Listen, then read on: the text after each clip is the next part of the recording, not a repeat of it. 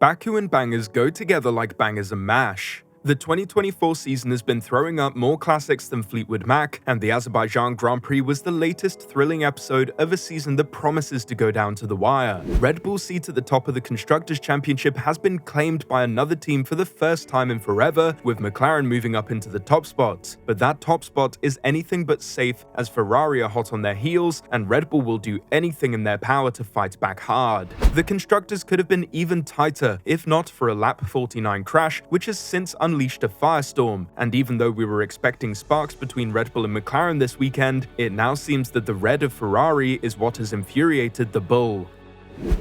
Want to know the implications of the Sainz and Perez incident? It could spell a miserable end to the year for both drivers, as one looks to rebuild while the other picks up the pieces. Baku just doesn't miss, does it? With 2 laps to go, it appeared that we were about to witness a rare safety carless Azerbaijan Grand Prix, but that wouldn't have been true to racing tradition. You think back to some of the most brilliant and shocking moments in recent history, and your mind has a good chance of going to Baku. But the penultimate lap incident may go down as one of the most impactful to date, up there with the Red Bull self-destruction of 2018 and Lewis Hamilton's brake magic. The 2024 Azerbaijan Grand Prix signaled the death of Red Bull's constructors' hopes the moment that Oscar Piastri truly arrived, as somehow some people weren't convinced due to them believing Hungary was not a real win, and the battle of the ugly ducklings resulting in a fiery finish. The thrilling race wasn't even just at the front, where Oscar Piastri sent a 50-50 move that threatened to make or break his race and never looked back, even leaving enough in the tank to drop a gear and disappear in the closing stages. But further down the field saw many flashpoints which resulted in a double points finish for Williams, with Albon and Colapinto securing P7 and P8, lifting them to P8 in the Constructors, and Oliver Bearman surpassing Kevin Magnussen in the Drivers' Championship despite only partaking in 2 races this year.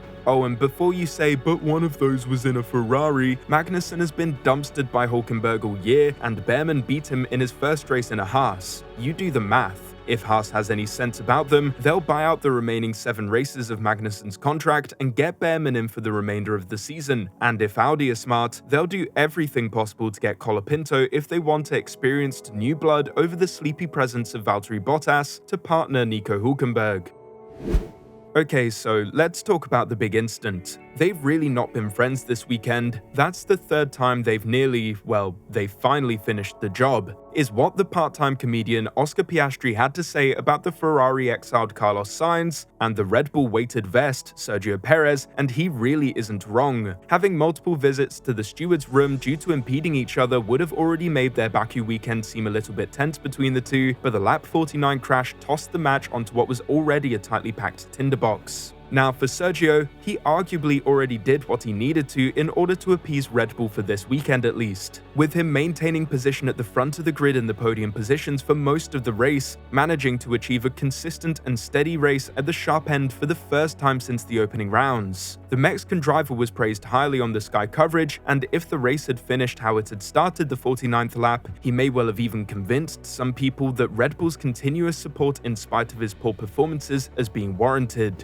However, something I kept wanting to scream at the TV is that this exception to form was to be expected, as Checo has always been a Baku specialist. This circuit was practically the main reason Red Bull kept him on the books, along with the financial incentive, something that both Horner and Marco alluded to, with them claiming that the post-summer break was made up of tracks where Perez was always performing well at. However, with the crash, not only do Red Bull lose out on the precious points for the constructors, pushing them further down towards 3rd now, but they've also received one hell of a repair bill and a repair job in the build-up to a very tricky Singapore Grand Prix next weekend, putting Perez on a further back foot on an already punishing circuit. While I doubt this will be the race that kills his career, and truth be told, I think Perez will be racing there at the start of the next season, it certainly won't make life any more comfortable despite an overall positive race for the Mexican driver. Checo mainly rued the loss in regards to the championship, recognizing that the incident was bigger than just his race being ruined, with him saying,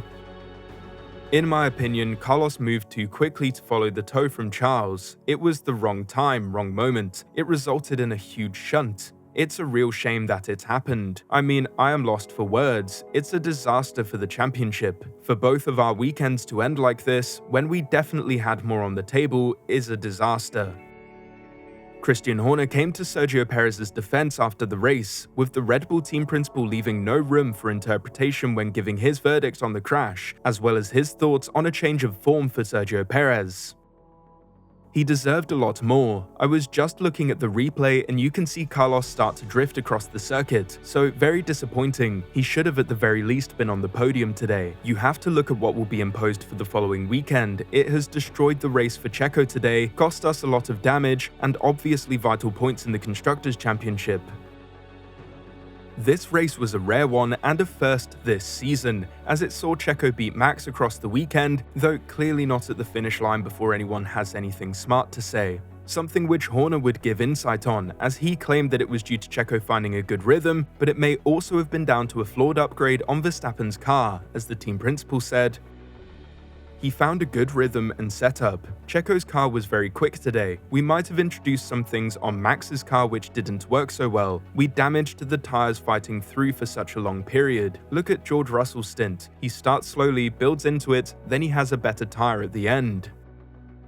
So while the crash was certainly disappointing for Red Bull, it is ultimately Carlos Sainz that may lose out on more in the long term, as it seems that the blame has been put at his feet. Not only has the Spaniard lost out on what seemed to be a well-worked podium finish, with his patience in clean air paying off at the back end of the stint, but if Karun Chandhok is to be believed, the Spaniard may be due a penalty next time out in Singapore, something which will only further hurt Ferrari in the pursuit of second in the Constructors' Championship. It's natural for a racing driver to want to move away from the wall. From the onboards, we can see which way the drivers are looking. Sainz looks in the mirror just at the point before they make contact. He has spotted Perez. Unfortunately for Carlos, I think he's got to take more of the blame. They were super close, and it's not a place where you expect an incident to happen. You also expect the other driver to move.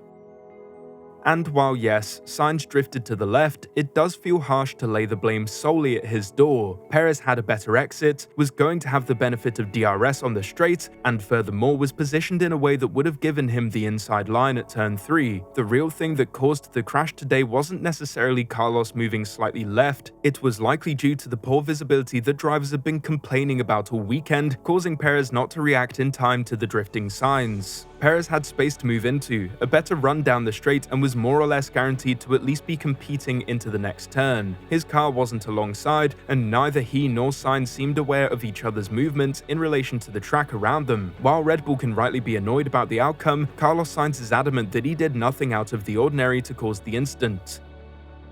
I had saved my tyres well, I overtook Checo, he was fighting Charles, and then we exited turn 2. I did my normal racing line. I didn't do any strange maneuvers or anything, and for some reason that I still don't understand, we collided. I think he had plenty of space, I didn't do any strange movement. But I guess that's racing sometimes. You do 48 laps without anything, then you get 2 laps to go and things like this happen.